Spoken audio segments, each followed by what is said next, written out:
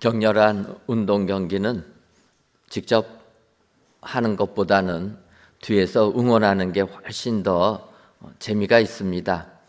안 하던 운동 하다 보면은 부상도 당하고 응원만 하면은 부상의 염려도 없이 그 경기의 그 뜨거움을 맛볼 수 있기 때문에 응원하는 것이 참 재미가 있습니다. 그런데 운동 경기는 이렇게 응원을 하려면 그 게임의 룰을 알아야지만 흥미가 있고 재미가 있게 되는 겁니다. 예를 들면 축구 경기가 있습니다. 축구는 공을 가지고 골대 안에다가 차서 집어넣으면 되기 때문에 그렇게 복잡한 룰은 없습니다. 그래서 잘 그 경기에 대해서 모르는 사람도 축구 경기를 이렇게 보면은 우리가 쉽게 응원할 수가 있습니다. 그런데 발로 공을 차서 골을 넣는 걸로 하는 이 축구가 어느 선수가 발보다는 손이 편하니까 볼을 손에 들고 뛰어서 나온 게 거기서부터 럭비가 시작하고 미국에서는 미식축구라 이야기를 합니다. 근데 저도 예전에 미식축구를 보게 되면 룰을 몰라가지고 헬멧 쓰고 막 보호장구 착용하고 하는 그러니까 서로 맞붙어서 하는 걸 보면서 이게 뭐가 그렇게 재미있나 이런 생각을 해보았습니다. 그러다가 이제 미국에 유학을 가니까 미국 사람들은 이 미식축구를 너무나도 좋아하는 겁니다. 특별히 미식축구 결승전이 있는 슈퍼볼이 있는 그날은 사람들이 다 한 장소에 모여가지고 또 응원을 합니다. 신학교를 가니까 이 신학생들도 마찬가지로 슈퍼볼은 집에서 혼자 보는 게 아니라는 겁니다. 그래서 저 보러 나오라는 거예요. 룰도 모르고 재미도 없는데 그래도 슈퍼볼은 같이 봐야 된다. 그래서 큰 미팅룸에 모이니까 스낵 가지고 오고 음료수 갖다 놓고 그러면서 그냥 몇 시간을 그 떠들면서 그 미식축구를 보는 겁니다. 저도 어쩔 수 없이 강제적으로 그 모임에 있다 보니까 게임의 방법을 배우게 되고 그러다 보니까 그게 참 재미가 있었습니다. 아, 역시 이 경기는 봐야 되는구나. 룰을 좀 알아야 되는구나. 이 여러분 미식축구는 럭비공이라는 이 공을 가지고 뛰어서 마지막 결승선 거기에다가 땅에 그 공을 찍으면 되는 겁니다. 그걸 터치다운이라고 합니다. 그러면서 이제 또 아나운서 이렇게 설명하는데 이렇게 이 미식축구 경기가 벌어지는 날을 터치데이라 그렇게 이야기를 하는 겁니다. 여러분 터치데이 좀 들어보지 않았습니까? 제가 갑자기 운동 경기 이야기 꺼낸 게 다른 게 아니라 오늘은 우리가 터치데이라 그래서 10월부터 저희가 또 우리가 초청한 분들 작정하고 기도하면서 오늘 초청하고 또 성령님께서 그들의 마음을 터치해 달라 해서 정말 예수 믿는 것 나만 믿는 게 아니라 내가 아는 분들도 다 같이 예수 믿고 구원받았으면 좋겠다 정한 날이 터치데이 아닙니까? 생각해 보면 미식축구 할 때도 터치다운 하는 것처럼 우리의 삶을 살 때도 힘들어도 마지막 끝까지 나아가게 되면 하나님께서 승리의 축복을 주실 줄 믿습니다.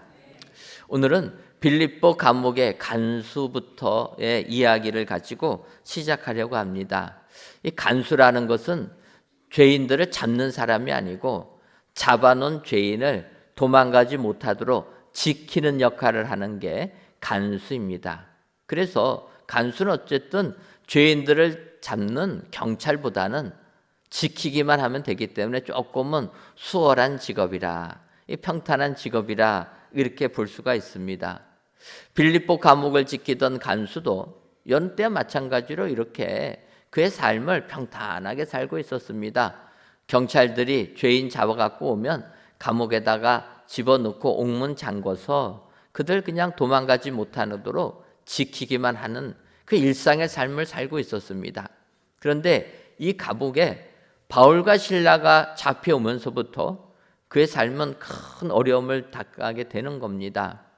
여느 때와 마찬가지로 바울과 실라를 잡아가지고 이제 감옥에 데리고 옵니다. 그러면서 매질하고 가둬둬라. 그래서 빌립보 감옥의 간수는 상부의 명령을 따라서 바울과 실라를 매질하고 또 깊은 감옥에다가 차고를 채워서 쇠사슬을 묶어서 가둬놓은 것입니다. 그런데 이렇게 잡혀온 바울과 실라가 감옥에서 하나님께 기도하고 찬송하니까 사도행전 16장 26절을 보면 이에 갑자기 큰 지진이 나서 옥터가 움직이고 문이 곧다 열리며 모든 사람의 매인 것이 다 벗어진지라. 바울과 실라가 감옥에 들어오기 전까지는 이 간수의 삶은 아무런 문제가 없었습니다.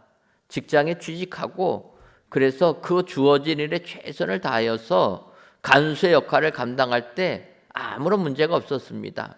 그런데 바울과 실라가 잡혀오고 그들이 기도하고 찬송하니까 갑자기 큰 지진이 나고 옥터가 움직이고 감옥 죄인들을 가둬둔 감옥의 문이 열리고 죄인들을 묶어놨던 쇠사슬이 풀려지게 되었다라는 겁니다. 엄청난 그의 삶을 송두리째 흔들리는 큰 사건이 벌어지게 되었다라는 겁니다.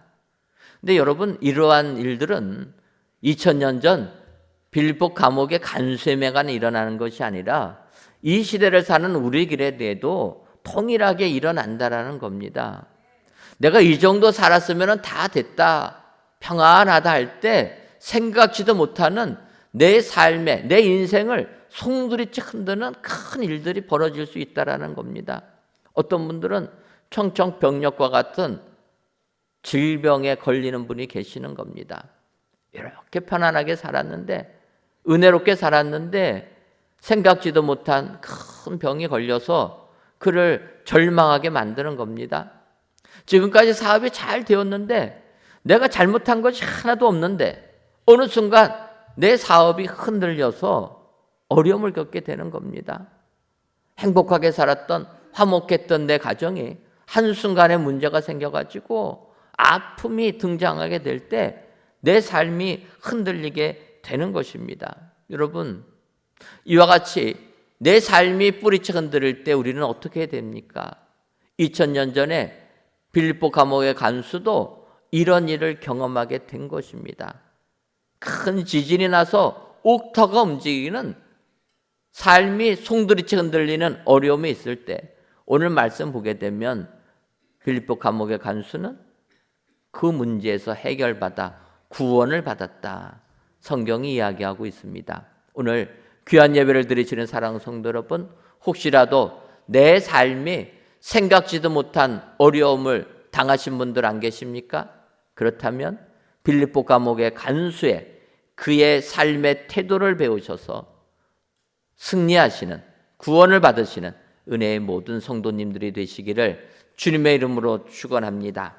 그렇다면 큰 지진이 나서 옥터가 움직일 때 우리는 어떻게 됩니까? 먼저는 살 길을 찾아야 합니다. 오늘 보면 사도행전 16장 30절을 보면 그들을 데리고 나가 이르되 선생들이여 내가 어떻게 하여야 구원을 받으리까 하거늘. 여러분, 이 구절은 빌립보 감옥의 간수가 바울과 실라에게 질문한 내용입니다. 내가 어떻게 하여야 구원을 받겠습니까? 라는 겁니다. 그의 삶은 지금까지는 아무런 문제가 없었습니다. 그런데 바울과 실라가 기도하고 찬송하니까 지진이 일어났다라는 겁니다. 옥문이 열리고 죄인들의 묶어두었던 쇠사슬이 풀려지게 된 겁니다. 그러면 간수의 일은 옥문 단단히 잠그고 죄인들이 도망가지 못하게 지키는 일이었는데 자다가 일어나 보니까 이런 일이 벌어진 겁니다. 이럴 때 빌립보 감옥의 간수 어떻게 반응합니까? 자다가 깨보니까 이런 일이 벌어진 것을 보고 자결하려고 했다라는 겁니다. 여러분, 우리가 세상 살면서 생각지도 못하는 내 삶이 뿌리채 흔들릴 때 우리는 절망하면서 이렇게 생각하지 않습니까? 안 좋은 생각을 한다라는 겁니다. 지금 우리 사회에서도 이와 같은 일들이 비일비재하게 일어나는 겁니다. 어느 한 분이 있었습니다. 사업을 잘했습니다. 무역을 크게 하고 그래서 재산도 많이 늘려놨습니다. 그런데 생각지도 못하게 이 코로나를 지나면서 사업이 무너져 버린 거예요. 여러분, 기업하시는 분들은 아시겠지만 사업이 한번 무너지기 시작하면 참 감당하기 어렵습니다. 그렇게 많은 재정이 풍부했음에도 불구하고 무너지기 시작하니까 이분이 감당이 안 되는 겁니다. 결국은 회사는 부도나고 자기가 가지고 있던 모든 재산에 압류가 생길 이런 위험이 되니까 그분이 그렇게 생각하는 거예요. 도대체 여기서 내가 헤어나올 길이 없다. 그러면 내가 여기서 어떻게 해야 되는가? 보니까 집에는 아내도 있고 자녀들이 있는 겁니다. 야, 내가 여기서 망하면 내 식구들은 어떻게 될까? 거기에 그분이 생각한 것은 무엇입니까? 그나마 남은 재산 가족에게 넘겨주고 극단적 선택을 했다라는 거예요. 이런 모든 책임은 내가 지고 내가 가겠다. 지금 우리들이 사는 이 사회에서도 이런 일이 벌어집니다. 2000년 전에 빌립보 감옥의 간수도 마찬가지였다라는 거예요. 큰 지진이 나서 옥터가 움직이고 옥문이 열려져서 자기의 책임이 완수하지 못한 것을 발견하게 될 때 그는 안 좋은 생각을 한 것입니다. 그래서 극단적 선택을 하려고 할 때 사도 바울이 외치는 거예요. 내 몸을 상하지 말라. 우리가 다 여기 있노라. 여러분, 빌립보 감옥의 간수는 바울 사도의 이 말을 듣고 그는 죽으려고 했던 생각을 내려놓고 살 길을 찾았다라는 겁니다. 여러분, 내 삶이 흔들리고 무너질 때 우리는 살 길을 찾아야 될 줄 믿습니다. 잘못된 생각, 안 좋은 생각으로 간다고 문제가 해결되는 게 아니라는 거예요. 그 힘들고 어려운 상황 속에서도 살 길을 찾을 때 구원의 은혜가 임하게 되는 줄 믿습니다. 그래서 오늘 본문을 보게 되면 이 빌립보 감옥의 간수가 바울에게 이야기하는 거예요. 선생님, 내가 어떻게 하여야 구원을 받으리까? 여러분, 살 길을 찾는 자들에게 생명의 길을 하나님께서 만들어 주실 줄 믿습니다. 여러분, 이 빌립보 감옥에서 벌어진 그 모든 일을 보게 되면 결론적으로는 하나님께서 빌립보 감옥의 간수와 그 집을 구원하기 위하여 이런 역사가 일어나는 것 아닙니까? 여러분, 내 삶이 뿌리채 흔들릴 때 세상 사람들은 거기에 좌절하고 절망합니다. 하지만 성경은 아니라는 거예요. 내 삶을 흔든 이후에는 그를 축복해 주기 위하여서 하나님께서 복 주시기 위하여서 그런 어려움을 주셨다라는 겁니다. 오늘 빌립보 감옥의 간수는 이렇게 자기 삶이 뿌리채 흔들릴 때 먼저 살 길을 찾았습니다. 바울에게 물어봅니다. 내가 어떻게 하여 구원을 받겠습니까? 여러분, 이렇게 살 길을 찾는 자들에게 하나님께서 생명의 길로 인도해 주시는 줄 믿습니다. 이렇게 살 길을 찾는 사람을 구원해 주시는 것은 성경에 많이 나와 있습니다. 예를 들어서 구약 성경 열왕기서를 보게 되면 이런 사건이 기록되어 있습니다. 4명의 나병 환자에게 벌어진 사건입니다. 북이스라엘 나라에 아람 군대가 쳐들어옵니다. 강력한 아람 나라가 쳐들어와서 북이스라엘 땅을 점령하면서 마지막으로 수도 사마리아 성을 점령하려고 합니다. 그러니까 사마리아 성 안에 있는 사람들은 나라를 뺏기지 않으려고 성문 걸어 잠그고 이제 저항을 하게 됩니다. 그러니까 아람 군대가 사마리아 성을 에워싸고 그들이 먹을 것 떨어지기만을 기다리며 사마리아 성을 공략할 준비를 하고 있는 겁니다. 그때 이 나병 환자 4명이 있었습니다. 나병 환자들은 전염이 되기 때문에 그 당시 성 안에서는 살 수가 없었습니다. 성 밖에서 성 안에 있는 사람들이 먹을 것을 주면 그거 가지고 연명하며 살았던 사람들이 나병 환자들입니다. 그런데 이렇게 전쟁이 벌어져 가지고 성 안에 먹을 것이 없으니까 성 안에 사는 사람들이 자기들에게 던져줄 음식이 없는 겁니다. 이럴 때 나병 환자들이 죽기를 기다리지 아니하고 이야기를 하는 겁니다. 열왕기하 7장 3절 하반절부터 4절을 보면 이렇게 얘기합니다. 우리가 어찌하여 여기 앉아서 죽기를 기다리랴. 만일 우리가 성읍으로 가고자 말한다면 성읍에는 굶주림이 있으니 우리가 거기서 죽을 것이요 만일 우리가 여기서 머무르면 역시 우리가 죽을 것이라. 그런즉 우리가 가서 아람 군대에게 항복하자. 그들이 우리를 살려두면 살 것이요 우리를 죽이면 죽을 것이라. 여러분, 나병 환자 네 사람은 자기들끼리 이야기하는 겁니다. 우리가 어찌하여 여기 앉아서 죽기를 기다릴 것이냐. 성 안에 들어가면 먹을 것도 없는데 결국 거기서 죽을 것이고 여기 그대로 앉아 있으면 역시 먹을 거 없어 죽지 않겠느냐. 차라리 적군이지만 아람 군대에 항복하면 그들이 살려주면 살 것이고 죽으면 죽을 것 아니냐. 그래서 나병 환자 네 사람은 앉아서 죽기를 기다리지 아니하고 살 길을 찾아 아람 군대로 항복하러 떠난 겁니다. 여러분, 이렇게 살 길을 찾으니까 어떠한 일이 벌어집니까? 성경을 보면 하나님께서 아람 군대에 두려운 마음을 들게 해가지고 그 밤에 다 도망가 버렸다라는 겁니다. 그래서 나병 환자가 살 길을 찾아서 아람 군영에 들어가 보니까 군인들은 하나도 없고 모든 양식, 금은 보화가 다 남아 있었다라는 거예요. 그래서 그들이 배불리 먹고 보물을 취한 다음에 그 기쁜 소식을 굶주림에 허덕이는 사마리아 성 사람들에게 알려주어서 그들도 같이 그 배고픔에서 해방받게 하였다. 성경이 이야기합니다. 여러분, 우리도 마찬가지로 죽기를 기다리면 안 될 줄 믿습니다. 살 길을 찾아야 될 줄 믿습니다. 내 삶에 내가 감당하지 못할 큰 어려움이 있을 때 여러분 절망하지 마시기 바랍니다. 빌립보 감옥의 간수처럼 살 길을 찾으면 하나님께서 생명의 길로 인도해 주실 줄 믿습니다. 오늘도 내 삶이 아무리 힘들고 어려워도 살 길을 찾으셔서 구원을 받으시는 은혜의 모든 성도님들 되시기를 주님의 이름으로 축원합니다.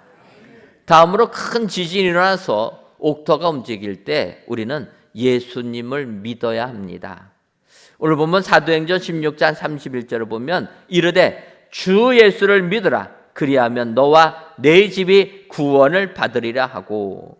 여러분, 살 길을 찾아서 빌립보 감옥의 간수가 바울과 실라에게 물어보는 겁니다. 선생님들, 내가 어떻게 하여야 구원을 받겠습니까?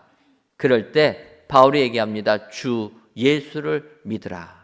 여러분, 내 삶이 빌립보 감옥의 간수처럼 생각하지 못할 어려움으로 송두리째 흔들릴 때 여러분, 사는 방법은 예수님을 믿는 것밖에 없다라는 겁니다.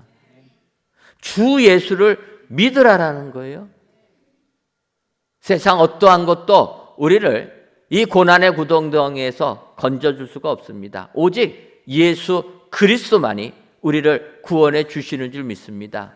오늘 바울은 선포합니다. 주 예수를 믿으라라는 거예요. 이 말이 무엇입니까? 주는 주인 것을 이야기합니다.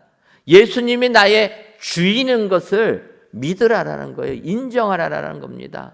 여러분, 우리가 이 세상을 살면은 우리가 모든 것을 내가 다 하지 않습니까? 그러다 보면 내가 나의 주인으로 살 때가 많다라는 겁니다. 내 뜻대로 살고 내 방식대로 내 생각대로 삽니다. 그래서 성경은 이야기하는 거예요. 그렇게 살아가지고서는 구원을 받을 수 없다라는 겁니다. 험한 이 세상에서 구원을 받으려면 주 예수를 믿어야만 가능하다라는 겁니다. 주 예수를 믿는다라는 것은 예수님을 나의 주인으로 인정하라라는 거예요. 오늘 귀한 예배를 드리시는 저와 여러분들이 진정 오늘 이 말씀을 마음에 새겨서 내가 내 인생의 주인이 아니라 예수님의 나의 인생의 주인 되심을 고백하시는 여러분들 되시기를 바랍니다. 이렇게 이 주인을 인정한다라는 것은 내가 종같이 사는 것을 의미하는 겁니다. 여러분, 종은 어떠한 사람입니까? 주인이 명하면 내 생각을 말하는 게 아니라 내 생각은 다 접어두고 주인의 명령에만 순종하는 게 종이라는 겁니다. 예를 들면 요한복음 2장을 보면 예수님께서 가나의 혼인잔치의 표적을 보여주십니다. 이 표적의 내용은 물이 변하여 포도주가 되는 이적을 보여주셨다라는 겁니다.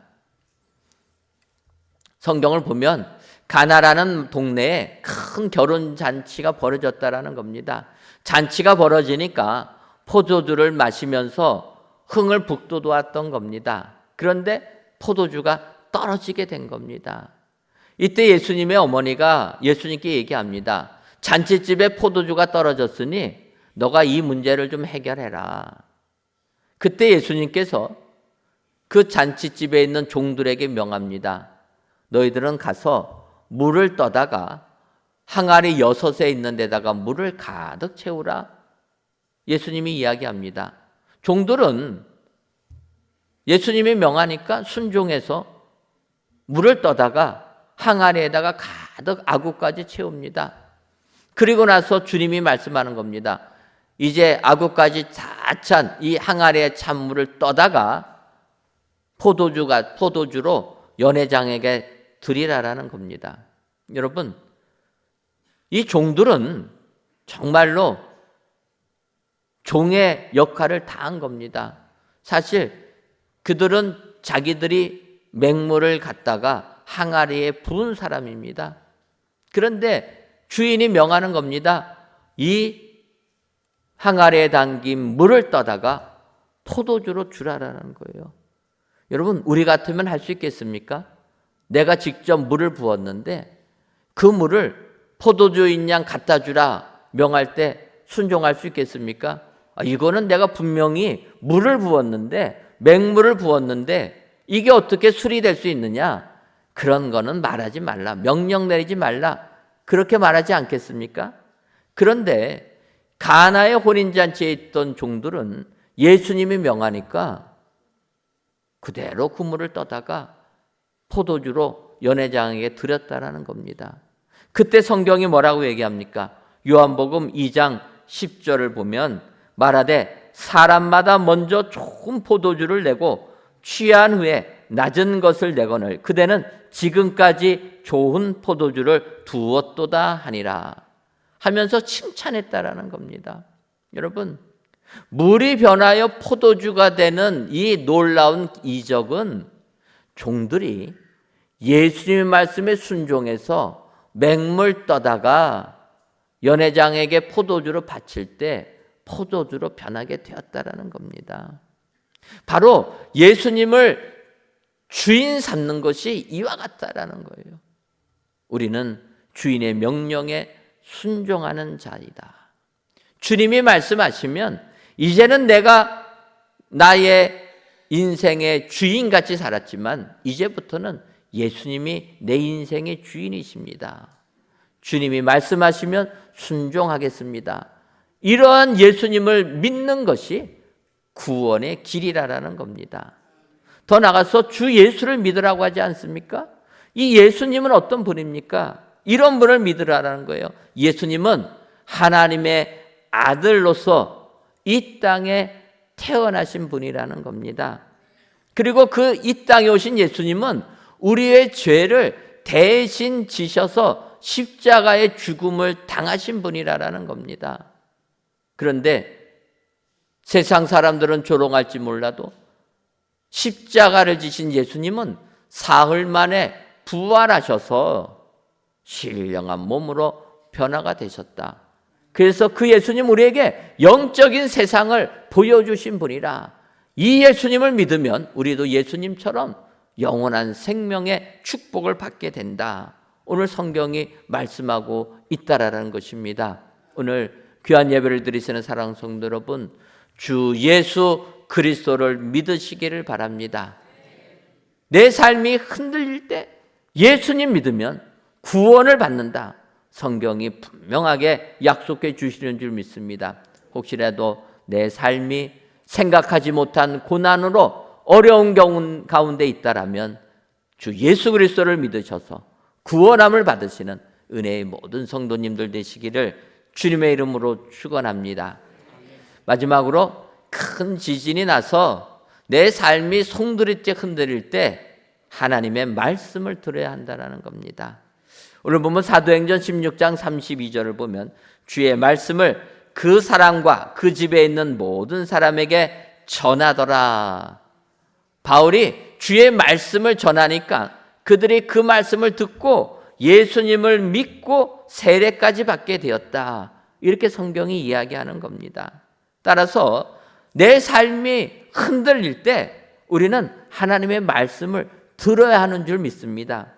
로마서 10장 17절을 보면 그러므로 믿음은 들음에서 나며 들음은 그리스도의 말씀으로 말미암았느니라. 이렇게 말씀합니다. 여러분, 믿음은 들어야 된다라는 거예요. 오늘 하루 예배당에 나와서 하나님 말씀 듣는 것으로 끝내지 마시고 매일매일 하나님의 말씀을 들을 때 믿음이 생긴다라는 겁니다. 그리고 그 들음은 그리스도의 말씀이라. 하나님의 말씀, 성경 말씀을 들으면 우리는 믿음이 생기게 될 줄 믿습니다. 여러분, 우리가 사는 이 세상이 얼마나 지금 이 세대는 정보의 홍수 시대 아닙니까? 너무나 많은 정보가 우리에게 와가지고 정말 우리는 일어나면서부터 잠들 때까지 정보에 빠져서 살게 됩니다. 그 이유는 스마트폰이라는 게 있어가지고 항상 갖고 다니는, 우리 주머니에 넣고 다니는 스마트폰에 모든 정보가 나오지 않습니까? 근데 문제는 그 정보가 거짓된 정보도 많다라는 거예요. 여러분, 우리 스마트폰에 나오는 정보가 이게 다 맞는 정보는 아니라는 겁니다. 그래서 구별할 줄도 알아야 되는 거예요. 그걸 그대로 다 받아들이면 어려운 일이 생깁니다. 가짜 뉴스가 횡행할 때 많은 사람들이 당황하는 것 아닙니까? 근데 알고 보면은 아니다라는 거예요. 여러분, 이런 정보의 홍수에 살고 있을 때 우리가 조심해야 될 것은 하나님의 말씀 듣는 일에 더 힘을 써야 된다는 겁니다. 사실 하나님의 말씀을 듣는다는 것, 이 듣는다라는 것은 말씀이 그냥 울리는 꽹과리 같이 지나가서는 안 된다라는 겁니다. 하나님의 말씀이 내 마음에 새겨져야 된다라는 거예요. 창세기를 보면은 인류 최초의 인간들이 범죄하는 내용이 나오고 있습니다. 그것은 무엇이냐면 하나님의 말씀을 정확하게 듣지 않았기 때문이라는 거예요. 말씀을 그냥 대충 들은 겁니다. 하나님께서 아담에게 이렇게 말씀하십니다. 창세기 2장 17절을 보면 선악을 알게 하는 나무의 열매는 먹지 말라. 내가 먹는 날에는 반드시 죽으리라 하시니라. 하나님께서 아담에게 경고하십니다. 그런데 이 말을 들은 아담, 하와가 어떻게 반응합니까? 창세기 3장 3절을 보면 동산 중앙에 있는 나무의 열매는 하나님의 말씀에 너희는 먹지도 말고 만지지도 말라. 너희가 죽을까 하노라 하셨느니라. 하나님은 분명하게 말씀하셨습니다. 선악의 열매는 먹지 말라. 하와는 뭐라고 얘기합니까? 먹지도 말고 만지지도 말라. 하나님의 말씀을 왜곡하는 겁니다. 또 하나님께서 선악과를 먹으면 반드시 죽으리라 했는데 하와는 뭐라고 얘기합니까? 죽을까 하노라. 여러분, 하나님의 말씀은 있는 그대로 받아들여야 된다라는 겁니다.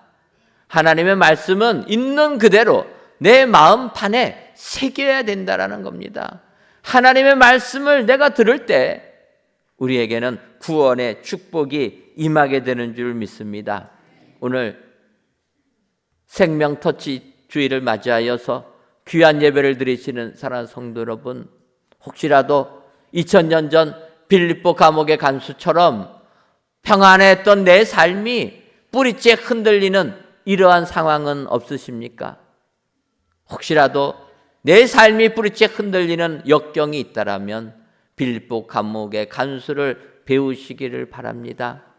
빌립보 감옥의 간수는 내 삶이 뿌리째 흔들릴 때 주저앉지 않았다라는 겁니다. 살 길을 찾았다. 더 나아가서 주 예수 그리스도를 믿었다. 그리고 하나님의 말씀을 들었다.